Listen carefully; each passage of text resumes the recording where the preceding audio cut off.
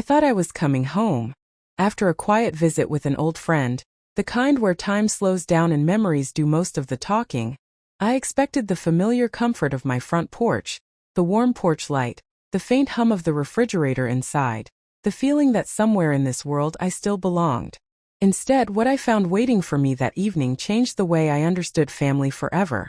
My suitcase was sitting near the bushes, half unzipped, its contents exposed to the damp night air. A lamp I'd owned for years lay sideways on the doormat. 2 framed photographs were stacked carelessly on top, one of my late husband, one of my son and me from years ago when smiles still came easily. And resting on top of everything, weighed down as if to make sure it couldn't escape, was a folded piece of paper. 6 words. No explanation. No conversation. No warning.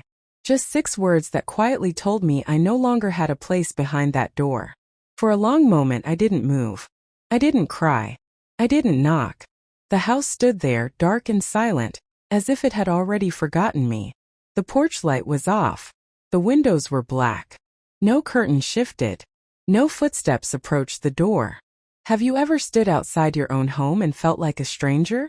I lifted my suitcase slowly, carefully placing the photos inside as if they were fragile pieces of a life that was already breaking apart. I tucked the lamp under my arm and turned away without looking back. The silence followed me down the driveway, heavier than any argument could have been. I walked until the house was out of sight. That first night, I sat on a bench near the community garden a few blocks away. It wasn't comfortable, but I wasn't ready to call anyone. I needed space, real space, to breathe, to think, to understand how everything had unraveled so quietly. The garden had always been my refuge. Years ago, before my son married, we built a small compost bin there together. I used to bring him after school, teaching him how to trim herbs without killing the roots. Now I sat there alone, older, colder, trying to piece together how I'd been pushed out of my own life without even realizing it was happening. The next morning, as the sun rose and the air turned sharp, I found myself wandering the neighborhood without a plan. By mid-morning, I passed a row of newly built townhouses, the kind my son and his wife had once mentioned wanting to move into someday. Through the sheer curtains of one corner unit, I saw them. My son stood near the dining table, shoulders tense. His wife sat across from him, flipping through a folder. She laughed. He forced a small smile. She held up something glossy, a real estate brochure. He nodded slowly, eyes drifting away as if already tired of the conversation. That was when it hit me. This wasn't sudden. This wasn't emotional. This was planned. All the small moments I'd ignored over the past months suddenly lined up. The way she insisted on handling the bills. The mail addressed to their names instead of mine. The conversations my son avoided whenever I asked about the house. I hadn't been pushed out in anger. I had been replaced quietly, efficiently, on paper and in intention. I didn't confront them. I didn't knock on the window. I just walked away, carrying a realization heavier than my suitcase. The betrayal hadn't happened overnight. It had been unfolding right in front of me, and I had trusted the wrong silence. By the time I reached the public library, my phone battery was dead. And so was my certainty about everything I thought I knew. I plugged it in, watching the screen light up slowly. One missed call appeared. My son. No voicemail. No message. Just a timestamp from late the night before. I stared at it for a moment, then locked the screen. Some silences say more than words ever could. That morning, sitting by the library window, I understood something painful but important. Being erased doesn't always come with shouting or cruelty. Sometimes it arrives softly, disguised as politeness, paperwork, and people assuming you won't fight back. And that was the moment I decided quietly that they were wrong. I spent the rest of that day moving from one quiet place to another, carrying my suitcase like proof that I still existed, until by evening I found myself in a small, dim cafe near the bus station, where the hum of strangers made my loneliness feel less obvious, and it was there, stirring a cup of soup I barely tasted, that my phone finally rang again, this time with a message instead of a call, my son's name lighting up the screen with words that felt carefully edited rather than emotional, saying he was sorry things got misunderstood and that we would talk later, a phrase that confirmed everything I already feared. because people only delay conversations when they've already decided the outcome. As I sat there rereading the message, another memory surfaced, one I had dismissed at the time, of a document I'd seen weeks earlier on the kitchen counter. Half covered, face down, bearing the bank's logo and my address crossed out in pen, replaced with his, and suddenly the puzzle pieces aligned with terrifying clarity. The quiet request to sign routine paperwork.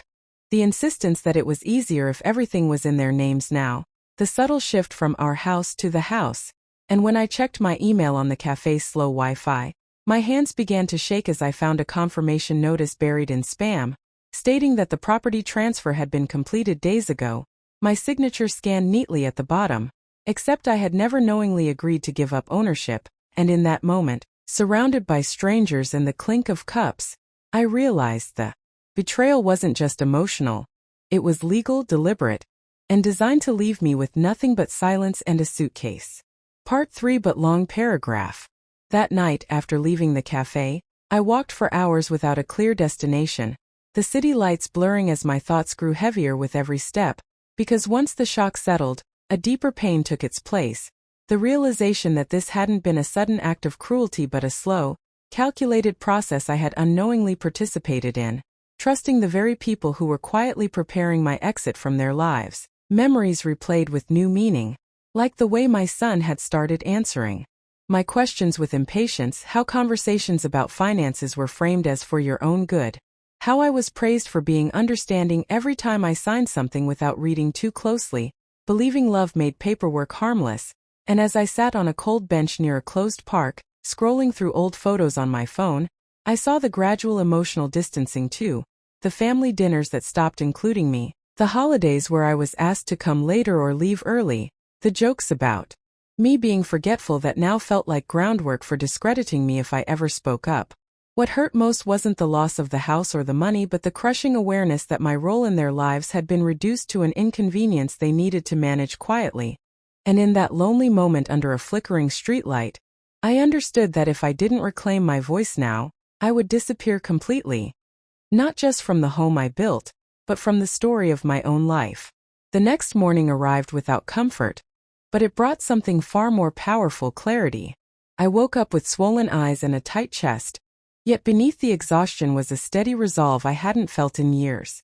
Sitting at the small kitchen table in my temporary apartment, I laid out every document I had ever trusted them with.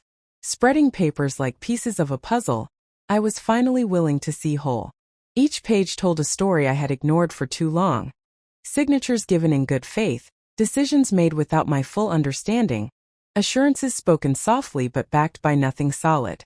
As I read, anger tried to rise, but I forced it into focus, turning it into determination instead of despair. I realized that my silence had been mistaken for consent, my kindness for weakness, and my love for blindness, and that realization hurt more than any argument ever could. I replayed moments where I had almost questioned things but chose peace over truth, telling myself that families don't betray each other, that children don't plan exits for their parents. Yet here I was, living proof that denial doesn't protect you. It only delays the damage. By midday, I made my first phone call, then another, reaching out to people I had avoided out of pride or fear, and with every conversation I felt a piece of myself return, as if speaking my truth out loud stitched me back together. For the first time in a long while, I wasn't reacting to what had been done to me. I was preparing to respond, not with revenge or bitterness, but with awareness, boundaries, and the quiet strength of someone who had finally decided she deserved to be seen, heard, and respected again. Please make long parts of Part 5 long Bejna. By the end of that week, the quiet determination I had built inside myself led me somewhere I never planned to go: the past. Not the soft, edited memories I usually allowed myself, but the uncomfortable details I had ignored because they didn't fit the version of family I wanted to believe in. I began retracing conversations, rereading old messages, listening carefully to voice notes I had saved without knowing why. Patterns started emerging, slow at first, then impossible to deny. There were decisions made for my benefit that I had never agreed to, plans discussed around me instead of with me, and subtle shifts in tone that now sounded rehearsed rather than loving. I remembered how often I had been told not to worry, How frequently my concerns were brushed aside with gentle smiles and hurried reassurances. Back then I thought it was care. Now I saw it for what it was: management. The more I connected the dots, the clearer it became that this wasn't a sudden misunderstanding or a moment of emotional distance. It was a long, carefully constructed path that led exactly to where I stood now, displaced, confused, and expected to accept it quietly. That realization didn't break me the way I expected. Instead, it made something click. I wasn't losing my mind. I hadn't imagined the unease that had lived in my chest for years. My instincts had been right all along, and ignoring them had cost me far more than listening ever would have. What hurt the most wasn't the betrayal itself, but the planning behind it. Knowing that while I was celebrating birthdays, worrying about their health, and making excuses for their absence, they were preparing a future where I no longer fit. I thought of the countless times I had sacrificed my comfort to keep the peace, believing that love meant endurance. I had downsized my needs, softened my voice, and convinced myself that asking for reassurance was selfish. And now I understood the cruel irony. My silence had made everything easier for them. That knowledge sat heavy in my chest, but it also sharpened my resolve. I stopped blaming myself for being trusting and started holding them accountable for being deceptive. I wrote everything down: every memory, every inconsistency, every moment that now made sense in hindsight. Not because I wanted to confront them yet, but because I needed to anchor myself in truth. Gaslighting loses its power when facts are written in ink. With each page, my story became clearer, stronger, less fragile. I wasn't a confused parent being emotional. I was a woman recognizing a pattern of emotional manipulation that had been normalized under the name of family loyalty. That night, as I sat by the window watching the city lights flicker on one by one, I felt something unfamiliar settle inside me. Not peace, but readiness. I realized that the next step wouldn't be easy. Truth rarely is. There would be denial, excuses, maybe even anger thrown back at me for daring to question the narrative they had created. But for the first time, that possibility didn't scare me into silence. I had already survived the loneliness of being excluded without explanation. I could survive their discomfort with my honesty. I wasn't looking for revenge or dramatic confrontations. I wanted clarity, dignity, and control over my own story. And deep down, I knew that once you truly see the truth, you can never unsee it. And you certainly can't go back to pretending everything is fine just to make others comfortable. Part 5 didn't end with answers, but it ended with something far more important. The certainty that whatever came next, I would face it with open eyes and a voice I was no longer willing to shrink. The moment I decided to speak wasn't dramatic. There was no raised voice, no sudden confrontation that shattered the room. It happened quietly, almost gently. When I realized that staying silent was hurting me more than any reaction they might have, I chose my words carefully, not because I was afraid anymore, but because I wanted to be clear. I asked simple questions: why certain decisions were made without me, why my presence in the family had slowly shifted from central to optional, why my feelings were always treated as inconveniences rather than concerns. The responses came quickly, too quickly, as if they had been prepared long ago. There were familiar phrases dressed up as explanations. We didn't want to worry you, you're overthinking, this is just how things turned out.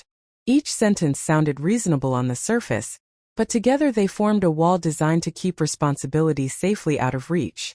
I listened without interrupting, noticing how often the subject changed when my questions became too specific, how easily accountability slipped into defensiveness. And in that moment I understood something deeply unsettling. This wasn't a misunderstanding to be cleared up. It was a reality they had already accepted, one where my role had been reduced without my consent. What surprised me was my own calm. I didn't argue. I didn't beg for understanding or scramble to make myself easier to accept. Instead, I stated how their actions had affected me, plainly and without apology. I spoke about the loneliness, the confusion, the way I had started doubting my own worth inside a family I had helped build. For the first time, I didn't soften the truth to protect their comfort. The room felt heavier as I spoke, not because I was being cruel, but because honesty has weight when it's been avoided for too long. Some of them looked away, others grew quiet, and one tried to redirect the conversation toward practical matters, as if logistics could erase emotional damage. But I stayed with it. I held my ground, even when silence stretched uncomfortably long. That silence told me more than words ever could. It confirmed what I had suspected. Acknowledging my pain would mean acknowledging their choices, and that was something they weren't ready to do. After that conversation, nothing visibly changed right away, but something fundamental shifted inside me. I stopped waiting for validation that might never come. I stopped measuring my worth by how included I was or how often I was consulted. I realized that speaking up wasn't about fixing them. It was about freeing myself. The truth didn't magically restore closeness or bring immediate understanding, but it did something far more powerful. It returned my sense of self. I walked away from that moment knowing that I had honored my experience, even if others chose to dismiss it. And that knowledge became a kind of armor. From then on, every interaction felt different, clearer. I no longer entered conversations hoping to be seen. I entered them already knowing who I was. Part 6 wasn't about resolution.